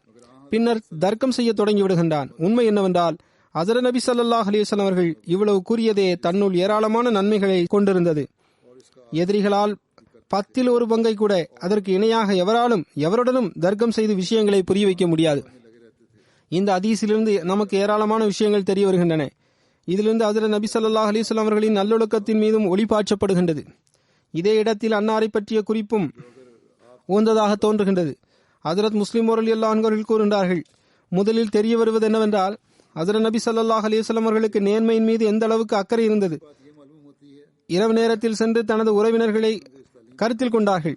ஏராளமான நபர்கள் இருக்கின்றார்கள், அவர்கள் சுயம் நல்லவர்களாக இருக்கின்றார்கள், அவர்கள் மக்களுக்கும் நல்ல போதனைகளை வழங்குகின்றார்கள். ஆனால் அவர்களின் குடும்பத்தின் நிலை மோசமாக இருக்கின்றது. அவர்கள் தனது குடும்பத்தினரின் சீர்திருத்தம் நடைபெற வேண்டும் என்ற எண்ணம் கொள்வதில்லை. அப்படிப்பட்ட மக்களை பற்றியே ஒரு உதாரணம் பிரபலமானதாக உள்ளது. அதாவது, விளக்கிற்கு கீழே இருள் இருக்கும். அதாவது, விளக்கு தம்மை நோக்கி வரும் பொருட்களுக்கு ஒளியூட்டி விடுகின்றது, ஆனால் சுயம் அதற்கு கீழே இருள் இருக்கின்றது. இதேபோன்று இந்த மக்கள் பிறருக்கு அறிவுரை செய்வதற்காக சுற்றி திரிந்து கொண்டிருக்கின்றனர், ஆனால் தனது குடும்பத்தை பற்றி கவலை கொள்வதில்லை. நமது ஒளியிலிருந்து நமது வீடு மற்றும் குடும்பத்தினர் எவ்வாறு பயன்பெறலாம் என்று அவர்கள் சிந்திப்பதில்லை. ஆனால் ஹஜ்ரத் நபி ஸல்லல்லாஹு அலைஹி வஸல்லம் அவர்கள் இந்த விஷயத்தை கருத்தில் கொண்டிருந்தார்கள். அவர்களின் அன்பர்களும் இந்த ஒளியிலிருந்து ஒளிபெற வேண்டும் என்று விரும்பினார்கள். எந்த ஒளியை கொண்டு உலகை ஒளியூட்ட விரும்பினார்களோ அதிலிருந்து அவர்களும் பயன்பெற வேண்டும் என்று விரும்பினார்கள். அதற்காக அவர்கள் இறை வணக்கமும் செய்தார்கள். மேலும் அவர்களை சோதிப்பதற்கும் ஆய்வு செய்வதிலும் ஈடுபட்டு வந்தார்கள். உறவினர்களுக்கு தர்பியத் வழங்குவது என்பது ஒரு உயர்ந்த அந்தஸ்தை கொண்ட ஆயுதமாகும். அது அன்னாரிடத்தில் இல்லாமல் இருந்திருந்தால் அன்னாரின் ஒழுக்கத்தில் ஒரு பெரும் விலையின் குறை ஏற்பட்டிருக்கும். இரண்டாவது விஷயம் என்னவென்றால், ஹஜ்ரத் நபி ஸல்லல்லாஹு அலைஹி வஸல்லம் அவர்கள் உலகிற்கு முன்னால் என்ன போதனையை எடுத்து வைத்திருந்தார்களோ அதன் மீது அன்னாருக்கு முழுமையான நம்பிக்கை இருந்தது. ஒரு நிமிடத்திற்கு கூட அதில் அன்னார் சந்தேகம் கொள்ளவில்லை. சிலர் ஆட்சேபனை செய்வது போன்று உலகத்தை முட்டாளாக்குவதற்காகவும் தனது அரசாட்சியை நிலைபெற செய்வதற்காகவும் இந்த அனைத்து ஏற்பாடுகளையும் ஹஜ்ரத் நபி ஸல்லல்லாஹு அலைஹி வஸல்லம் அவர்கள் செய்து வந்தார்கள். நவுதுபில்லா, அவர்களுக்கு எந்த வகையும் வந்ததில்லை என்று எதிரிகள் ஆட்சேபனை செய்கின்றார்கள். ஹஜ்ரத் நபி ஸல்லல்லாஹு அலைஹி வஸல்லம் அவர்களோ தூதராகவும் அல்லாஹ்விடமிருந்து அனுப்பப்பட்ட நபராகவும் இருந்தார்கள். அன்னாரின் உள்ளத்திற்கு வலிமை வழங்கப்பட்டிருந்தது. அதற்கு நிகரான உதாரணம் உலகில் எங்கும் காண கிடைக்காது. மக்களுக்கு மத்தியில் அவர்கள் செயற்கையாக பணி செய்து தனது உண்மையை நிரூபித்து விட்டார்கள் என்று சிலர் கூறலாம். ஆனால் இந்த எண்ணம் மிகவும் தவறான எண்ணமாகும். இரவு நேரத்தில் ஒரு மனிதர் குறிப்பாக தனது மகள் மற்றும் மருமகனிடத்தில் செல்கின்றார். மேலும் அவர்கள் இறைவன் கடமையாக்காத இறைவணக்கம் செய்து வருகின்றீர்களா என்று விசாரிக்கின்றார்கள். இன்னும் சொல்வதென்றால், அதனை செயல்படுத்துவது நம்பிக்கையாளர்களை இறைவன் அவர்களின் நிலைமைகளில் விட்டுவிட்டான். அந்த தொழுகையானது இரவு நேரத்தில் எழுந்து தொழப்படுகின்றது. அந்த நேரத்தில் ஹஜ்ரத் நபி ஸல்லல்லாஹு அலைஹி வஸல்லம் அவர்கள் செல்வதும் மேலும் தஹஜ்ஜுத் தொழும்படி தனது மகளுக்கும் மருமகனுக்கும் அறிவுரை செய்வதும் அன்னாருக்கு இருந்த முழுமையான நம்பிக்கையை நமக்கு வெளிப்படுத்தி காட்டுகின்றது. ஹஜ்ரத் நபி ஸல்லல்லாஹு அலைஹி வஸல்லம் அவர்கள் அந்த போதனையின் பக்கமே மக்களை வழிகாட்ட விரும்பினார்கள். ஒரு பொய்யான மனிதன் ஒரே போதனையின்படி நடக்க வேண்டும் என்பதை அறிந்திருந்தால் தனது பிள்ளைகளுக்கு இதுபோன்ற மறைவான நேரத்தில் அந்த போதனையின்படி செயல்பட அறிவுரை வழங்கியிருக்க முடியாது. இது எப்போது சாத்தியம் என்றால், அந்த போதனையின்படி நடக்காமல் சிறப்புகளை பெற முடியாது என்று ஒரு மனிதனுக்கு உள்ளத்தில் உறுதி இருக்க வேண்டும். போதனையின்படி நடப்பது ஒரு விஷயமாகும், ஆனால் மறைமுகமான நேரத்தில் அறிவுரை கூட அந்த தவறான மனிதரால் மறைமுகமான நேரத்தில் அறிவுரை கூட செய்ய முடியாது. மூன்றாவது விஷயம் என்னவென்றால், அதனை நிரூபிப்பதற்காகவே நான் இந்த சம்பவத்தை எடுத்துரைத்துள்ளேன். ஹஜ்ரத் நபி ஸல்லல்லாஹு அலைஹி வஸல்லம் அவர்கள் ஒவ்வொரு விஷயத்தையும் புரிய வைப்பதற்கு பொறுமையை கையாண்டுள்ளார்கள். சண்டையிடுவதற்கு பகரமாக அன்பு மற்றும் நேசத்தால் பிறருக்கு அவரின் தவறுகளை சுட்டிக்காட்டியுள்ளார்கள். எனவே இந்த சந்தர்ப்பத்தில் ஹஜ்ரத் அலி ரலியல்லாஹு அன்ஹு அவர்கள் ஹஜ்ரத் நபி ஸல்லல்லாஹு அலைஹி வஸல்லம் அவர்களின் இந்த கேள்வியை இவ்வாறு ரத்து செய்ய விரும்பியிருந்தார்கள். அதாவது, நாங்கள் தூங்கிவிடும் போது எங்களுக்கு என்ன அதிகாரம் உள்ளது? நாங்கள் எப்படி கண் விழிக்க முடியும்? ஏனென்றால் தூங்கிய மனிதன் தன்னைத்தானே கட்டுப்படுத்த முடியாது. தூங்கிய பிறகு அவனுக்கு எதுவும் தெரிவதில்லை. அந்த நேரம் வந்திருக்கின்றது என்றும் தெரியாது. நான் இன்னென்ன பணிகளை செய்து விடுவேன் என்றும் உறங்குகின்ற மனிதனுக்கு தெரியாதல்லவா என்பதே ஹஜ்ரத் அலி ரலியல்லாஹு அன்ஹுவின் கருத்தாக இருந்தது. எனவே அல்லாஹ் கண் விழிக்க செய்துவிட்டால் பின்னர் தொழுது விடுகின்றோம், இல்லை என்றால் எங்களுக்கு நிர்பந்தம் உள்ளது என்பது ஹஜ்ரத் அலி ரலியல்லாஹு அன்ஹுவின் பதிலாக இருந்தது. ஏனென்றால் அந்த நேரம் ஓய்வுக்கான நேரமாக இருந்தது. இந்த விஷயத்தை கேட்டுவிட்டு ஹஜ்ரத் நபி ஸல்லல்லாஹு அலைஹி வஸல்லம் அவர்களுக்கு ஆச்சரியம் ஏற்பட்டிருந்தது. ஏனென்றால் ஹஜ்ரத் நபி ஸல்லல்லாஹு அலைஹி வஸல்லம் அவர்களின் உள்ளத்தில் ஈமான் இருந்தது. அது ஒருபோதும் அன்னாரை தஹஜ்ஜுத் நேரம் கழிந்து விடுவதையும் அதிலிருந்து அன்னார் கவனமற்றவர்களாக இருப்பதையும் அனுமதிப்பதில்லை. எனவே அன்னார் மற்றொரு பக்கம் முகத்தை திருப்பிக் கொண்டு மனிதன் விஷயங்களை கேட்பதற்கு பகரமாக சண்டையிடுகின்றான் என்று கூறிவிட்டார்கள். நீங்கள் எதிர்காலத்தில் இதற்காக முயற்சிக்க வேண்டும், நேரத்தை வீணடிக்க கூடாது, மேலும் இவ்வாறு சாக்கு போக்குகளையும் கூறக்கூடாது என்று புரிய வைத்தார்கள். ஆக ஹசரத் அலி ரலியல்லாஹு அன்ஹு அவர்கள் கூறுகின்றார்கள், இந்த சம்பவத்திற்கு பிறகு நான் ஒருபோதும் தஹஜ்ஜுத் தொழுகையை விட்டதே இல்லை. தற்போது இந்த குறிப்பு நடைபெற்று வருகின்றது, எதிர்காலத்திலும் நடைபெறும் இன்ஷா அல்லாஹ். இன்றைய நாட்களில் பாகிஸ்தானின் நிலவரம் மேலும் மேலும் கடினமாகிக் கொண்டே செல்கின்றது. சில அரசாங்க அதிகாரிகள் மௌலிகளுக்கு பின்னால் நடந்து அவருடன் கூட்டணி அமைத்துக் கொண்டு நமக்கு எந்த அளவுக்கு பாதிப்பை ஏற்படுத்த முடியுமோ ஏற்படுத்த முயற்சி செய்து வருகின்றனர். எனவே குறிப்பாக துவா செய்யுங்கள். மேலும் ரப்வாவில் உள்ள அகமதிகளும் பாகிஸ்தானில் வசிக்கின்ற மற்றும் ஏனைய நகரங்களில் வாழ்கின்ற அகமதிகளும் அதிகமாக துவா செய்ய வேண்டும். அல்லாஹ் எல்லா இடங்களிலும் அவர்களை பாதுகாப்பாக வைப்பானாக. மேலும் எல்லா தீங்குகளிலிருந்தும் அவர்களை பாதுகாப்பானாக. எதிரிகளின் திட்டங்கள் மிகவும் கொடூரமான மற்றும் அபாயகரமான திட்டங்களாகும். அதிலிருந்து அல்லாஹ் அவர்களை காப்பாற்றுவானாக. மேலும் அந்த மக்களை இப்போது பிடிப்பதற்கான ஏற்பாட்டை இறைவன் விரைவாக செய்வானாக. அமீன். ஜும்மாவிற்கு பிறகு நான் சில ஜனாசா காயிப் தொழுகைகளை நடத்துவேன். அவர்களை பற்றிய சுருக்கமான நற்குறிப்பையும் நான் செய்து விடுகின்றேன். முதலாவது நற்குறிப்பு கனடாவை சேர்ந்த மதிப்பிற்குரிய கமாண்டர் சௌத்ரி முகமது அஸ்லம் சாஹிப் அவருடையதாகும். அன்னார் நவம்பர் மாதம் 2ஆம் தேதி 2020ஆம் ஆண்டு வஃபாத் ஆகிவிட்டார்கள். இன்னா லில்லாஹி வ இன்னா இலைஹி ராஜிஊன். கமாண்டர் சாஹிப் 1920ஆம் ஆண்டு குஜ்ரன்வாலாவில் பிறந்தார்கள். குஜ்ரன்வாலாவில் அன்னார் மெட்ரிக் தேர்ச்சி பெற்றார்கள், முதலிடத்தை பெற்றிருந்தார்கள்.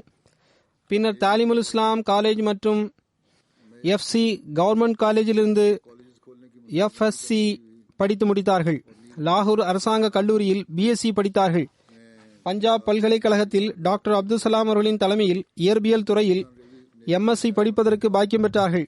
1948ஆம் ஆண்டு ஃபுர்கான் படையில் சேர்ந்து இராணுவத்தில் பணியமர்த்தப்பட்டார்கள். 1955ஆம் ஆண்டு மர்ஹூம் பாகிஸ்தான் கடற்படையில் சேர்ந்தார்கள். அங்கு அவர்களுக்கு பாகிஸ்தான் கடற்படை அகாடமியில் பல முக்கிய பொறுப்புகளை வகித்தார்கள். மர்ஹூம் கடற்படையின் எஜுகேஷனல் செக்டரில் ஸ்கூல் மற்றும் கல்லூரி திறப்பு தொடர்பான திட்டங்களை வகுப்பதில் முக்கிய பங்காற்றினார்கள். பாகிஸ்தான் கடற்படையிலிருந்து ஓய்வு பெற்ற பிறகு கனடா சென்று விட்டார்கள். ஓராண்டு டொராண்டோ மிஷன் ஹவுஸில் வக்ஃபே அர்ஜி செய்தார்கள். அதன் பிறகு 1993ஆம் ஆண்டு ஓய்விற்கு பிறகு வக்ஃப் செய்வது தொடர்பாக விண்ணப்பம் செய்தார்கள். ஹஜ்ரத் 4வது கலிஃபத்துல் மஸீஹ் அவர்கள் அதனை ஏற்றுக்கொண்டார்கள். அன்னார் ஜமாத்திற்கு ஆற்றிய தொண்டுகள் 18 ஆண்டுகளை கொண்டதாகும். இதற்கிடையில் மர்ஹூம் சொத்து செயலராகவும் திருமண பந்த செயலராகவும் கூடுதல் மிஷன் ஹவுஸ் செயலராகவும் ஹோமியோபதி கிளினிக் உதவியாளராகவும் தொண்டாற்றும் பாக்கியம் பெற்றார்கள். மர்ஹூம் மிகவும் மென்மையாக பேசக்கூடியவரும் பணிவான இயல்பு கொண்டவரும் ஆவார். எல்லாரிடமும் பரிவுடன் நடந்து வந்தார். தொழுகைகளை பேணக்கூடியவராகவும் கிலாஃபத்துடன் எல்லையற்ற அன்பு கொண்டவராகவும் திகழ்ந்தார். வக்ஃப் செய்த பிறகு தனது ஒவ்வொரு நொடியையும் ஜமாத்திற்கு தொண்டாற்றுவதில் கழிப்பதில் முழுமையாக முயற்சி செய்தார். கடந்த சிறிது காலமாக மிகவும் நோய்வாய்ப்பட்டிருந்தார். உடல்நலம் சரியானதும் உடனடியாக மிஷன் ஹவுஸ் வந்து விடுவார். இறுதி மூச்சு வரை மார்க்கத்திற்கு தொண்டாற்றுவதில் முழு மூச்சாக செயல்பட்டு வந்தார். அன்னாரின் நினைவாக அன்னார் தனது ஒரு மனைவியையும் 3 மகன்களையும் விட்டு சென்றுள்ளார். அல்லாஹ் அவர்கள் அனைவருக்கும் மர்ஹூமின் நன்மைகளை தொடர் செய்யும் நற்பாக்கியத்தை வழங்குவானாக. மேலும் அல்லாஹ் மர்ஹூமுடன் பாவ மன்னிப்பு மற்றும் கருணையுடன் நடந்து கொள்வானாக. அன்னாரின் மருமகள் நுஸ்ரத் ஜஹான் சாஹிபா கூறுகின்றார்கள், மர்ஹூம் மிகவும் பரிவான கருணை உள்ளம் படைத்தவராக இருந்தார்கள். மிகவும் நல்ல மனிதராவார்கள். மிகவும் நேர்மையுடன் வக்ஃபை நிறைவேற்றி வந்தார்கள். அன்னார் ஒரு முன்னுதாரணமான தந்தையாகவும் கணவராகவும் இருந்தார்கள். ஜமாத் மற்றும் இறைவனுடன் தொடர்பு மற்றும் தொழுகைகளை முறையாக பேணுதல் போன்றது. ஜமாத் மற்றும் இறைவனுடன் தொடர்பு மற்றும் தொழுகைகளை முறையாக பேண வேண்டும் போன்ற அறிவுரைகளை மரணத்திற்கு முன்பு வரை தனது பிள்ளைகளுக்கு செய்து வந்தார்கள். முழு வாழ்நாளும் தஹஜுத் மற்றும் இதர தொழுகைகளை தவறாமல் முறையாக பின்பற்றி வந்தார்கள். 2வது ஜனாசா நசாரத் உலியாவின் டிரைவராக பணியாற்றிய மதிப்பிற்குரிய கமர் அஹ்மத் ஷஃபீக் சாஹிப் அவர்களின் மனைவியமாகிய ஷாஹினா கமர் சாஹிபா அவருடையதாகும். இந்த ஷாஹினா கமர் சாஹிபா மற்றும் அன்னாருடைய மகன் அன்பிற்குரிய சமர் அஹ்மத் கமர் சாஹிப் நவம்பர் மாதம் 12ஆம் தேதி 2020ஆம் ஆண்டு மதியம் 1 மணி அளவில் ஒரு சாலை விபத்தில் மரணமடைந்து விட்டார்கள். இன்னா லில்லாஹி வ இன்னா இலைஹி ராஜிஊன். மரண தருவாயில் அன்னாரின் வயது 38 இருந்தது. அன்பிற்குரிய சமர் அஹ்மதின் வயது 17 இருந்தது. தற்போது ஷாஹினா கமர் சாஹிபா தனது கணவர் மற்றும் 2 மகன்கள் மற்றும் ஒரு மகள் மட்டுமல்லாமல் 3 சகோதரரையும் தனது நினைவாக விட்டு சென்றுள்ளார்கள். அன்னாரின் மகள் ஷாஹினா கமர் சாஹிபா கூறுகின்றார்கள், எனது தாயார் மிகவும் நல்ல பெண்மணியாக இருந்தார்கள். எனக்கு எப்போதும் நன்மையை அறிவுறுத்தி வந்தார்கள். அன்னார் சுயம் எப்பொழுதும் நன்மையில் முதன்மையாக இருந்து வந்தார்கள். எல்லா விஷயங்களையும் என்னுடன் பகிர்ந்து வந்தார்கள். எனக்கு நல்ல தோழியாகவே இருந்தார்கள். ஜமாத் பணிகளில் அவர்களுக்கு மிகவும் ஈடுபாடு இருந்து வந்தது. தனது அனைத்து விஷயங்களையும் என்னிடம் கூறி வந்தார்கள். தொண்டாற்றுவதற்கு எப்போதும் தயாராக இருந்து வந்தார்கள். அன்னாருடைய கணவரும் அன்னாரை பற்றி இவ்வாறு எழுதியுள்ளார். அன்னார் குறைவாக படித்திருந்த போதிலும் குடும்பத்தை மிக நல்ல முறையில் நிர்வகித்து வந்தார். பிள்ளைகளுக்கு உயர்தரமான தர்பியத்தை வழங்கியிருந்தார். பிறகு அன்னாரின் மகனாகிய அன்பிற்குரிய சமர் அஹ்மத் சாஹிப் அவர்களை பற்றிய குறிப்பும் வருகின்றது. விபத்தில் அவரும் தனது தாயாருடன் மரணமடைந்து விட்டார். தாலிமுல் இஸ்லாம் கல்லூரியில் 1ஆம் ஆண்டு மாணவராக இருந்தார். அல்லாஹின் அருளால் நன்கு படிக்கக்கூடியவராக இருந்தார். குத்தாம்களுடன் பணிகளை மிக ஆர்வமுடனும் உணர்வுடனும் செய்து வந்தார். ஜமாத் பணிகளில் மிகவும் சுறுசுறுப்பாக செயல்பட்டு வந்தார். அன்னாருடைய தந்தையார் அன்னாரை பற்றி எழுதுகின்றார். நான் சில முறை 3-4 நாட்கள் தொடர்ச்சியாக பயணத்தில் இருக்கும்போது, அப்பா, நீங்கள் கவலைப்படாதீர்கள், குடும்பத்தை நான் பார்த்துக் கொள்வேன் என்று என்னிடம் கூறுவார். நீங்கள் நிம்மதியுடன் உங்களது பணியை செய்து கொண்டே இருங்கள் என்றும் கூறுவார். மிகவும் பொறுப்புள்ள பிள்ளையாகவே இருந்தார். சமர் அஹ்மத் சாஹிப்பின் மூத்த சகோதரி சம்ரீன் சாஹிபா கூறுகின்றார், எனது சகோதரர் மாஷா அல்லாஹ் மிகவும் நல்ல மனிதராக இருந்தார். அவருக்கு கோபம் வந்ததே கிடையாது. நான் அவரை திட்டிவிட்டாலும் கூட அவர் கோபப்பட்டதே கிடையாது. இன்னும் சொல்வதென்றால் பிள்ளைகளுடனும் சகோதர சகோதரிகளுடனும் மிகவும் அன்பு கொண்டிருந்தார். மற்ற சிறிய சகோதர சகோதரிகளும் இதையே எழுதியுள்ளார்கள். அல்லாஹ் மர்ஹூமுடன் பாவ மன்னிப்பு மற்றும் கருணையுடன் நடந்து கொள்வானாக. அல்லாஹ் இந்த முழு குடும்பத்திற்கும் பொறுமையையும் தைரியத்தையும் வழங்குவானாக. சிறிய பிள்ளைகளுக்கும் மேலும் அந்த பிள்ளைகளின் தந்தைக்கும் பொறுமையை வழங்குவானாக. அவரது இன்னொரு மகனும் மனைவியும் மரணமடைந்து விட்டார்கள். அடுத்த ஜனாசா முஹம்மது அப்சல் கோக்கர் சாஹிப் ஷஹீத் அவர்களின் மனைவியுமாகிய சயீதா அப்சல் கோக்கர் சாஹிபா அவருடையதாகும். அன்னார் அஷ்ரப் மஹ்மூத் கோக்கர் சாஹிப் ஷஹீத் அவர்களின் தாயும் ஆவார்கள். அன்னாரின் கணவரும் ஷஹீதாகியிருந்தார்கள், மகனும் ஷஹீதாகியிருந்தார்கள். டிசம்பர் மாதம் 12ஆம் தேதி 2020ஆம் ஆண்டு கனடாவில் மர்ஹூம் வஃபாத்தாகிவிட்டார்கள். இன்னா லில்லாஹி வ இன்னா இலைஹி ராஜிஊன். கணவன் மற்றும் மகனின் ஷகாதத்திற்கு பிறகு அவர்களுக்கு மிக கடினமான சூழ்நிலையை எதிர்கொள்ள நேரிட்டது. ஆனால் அன்னார் ஒவ்வொரு கஷ்டத்தையும் மிகவும் பொறுமையுடனும் தைரியத்துடனும் எதிர்கொண்டார்கள். மிக சுய மரியாதையுடன் வாழ்க்கையை கழித்து வந்தார்கள். எப்போதும் எந்த முறையிலும் செய்தது கிடையாது. 3 பிள்ளைகளின் திருமணத்திற்கான கடமையையும் மிக அழகிய முறையில் நிறைவேற்றினார்கள். சில ஆண்டுகளுக்கு முன்பு தனது மற்றொரு இளம் மகனாகிய ஆசிப் மஹமூத் கோக்கர் சாஹிப்பின் மரணமும் திடீரென நிகழ்ந்தது. அந்த துன்பத்தையும் அன்னார் சகித்துக் கொண்டார்கள். அந்த சந்தர்ப்பத்திலும் மிகவும் பொறுமையுடன் செயல்பட்டார்கள். தனது அனைத்து நண்பர்களுடனும் மிக கனிவுடன் நடந்து கொண்டார்கள். நல்ல விருந்து உபசரிப்பு செய்பவராக இருந்தார்கள். ஏழைகளை பராமரிப்பவராகவும் இருந்தார்கள். கிலாஃபத்துடன் அன்பு, மரியாதை மற்றும் பற்று கொண்டவராக இருந்தார்கள். ஜமாத்தின் திட்டங்களில் போட்டி போட்டுக்கொண்டு பங்கு பெறக்கூடியவராக இருந்தார்கள். முழு வாழ்நாளிலும் தனது பெற்றோர்கள், தனது ஷஹீத் கணவர் மற்றும் மகன்களின் பெயரால் தான தர்மங்களை செய்து வந்தார்கள். அன்னாரின் பெற்றோர் மதிப்பிற்குரிய அப்சல் கரீம் சாஹிப் மற்றும் சுக்ரா பேகம் சாஹிபா அகமதியத்தின் அர்ப்பணிப்பு கொண்ட நபர்களாக திகழ்ந்தனர். அன்னார் மதிப்பிற்குரிய மிர்சா முஜீப் அஹமத் சாஹிப் மற்றும் மிர்சா அப்சலுர் ரஹ்மான் சாஹிப் ஆகியோரின் மூத்த சகோதரியாக இருந்தார்கள். மர்ஹூமா அல்லாஹின் அருளால் வசிய செய்திருந்தார்கள். அன்னார் தனது நினைவாக தனது மகன் மதிப்பிற்குரிய பிலால் அஹமது கோக்கர் சாஹிப் மற்றும் தையிபா குரைஷி சாஹிபா, தாஹிர் மாஜித் சாஹிபா மற்றும் சமீனா கோக்கர் சாஹிபா என்ற 3 மகள்களையும் விட்டுவிட்டு சென்றுள்ளார்கள். அல்லாஹ் மர்ஹூமாவின் அந்தஸ்துகளை உயர்த்துவானாக. பாவ மன்னிப்பு மற்றும் கருணையுடன் நடந்து கொள்வானாக. மேலும் அவர்களின் பிள்ளைகளுக்கும் தனது தாயின் நன்மைகளை தொடர் செய்யும் நற்பாக்கியத்தையும் வழங்குவானாக.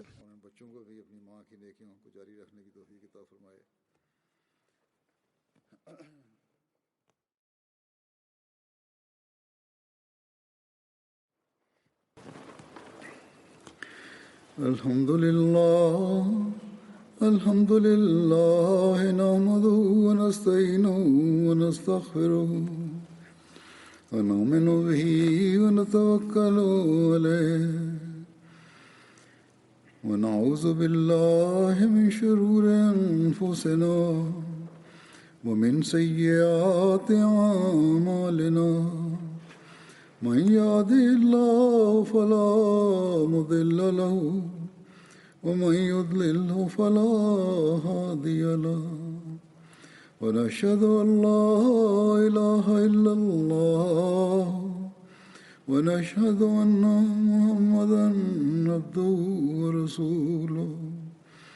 عباد الله رحمكم الله إن الله يأمر بالعدل والإحسان وإيتاء ذي القربى وينهى عن الفحشاء والمنكر والبغي يعظكم لعلكم تذكرون اذكروا الله يذكركم وادعوه يستجب لكم ولذكر الله أكبر.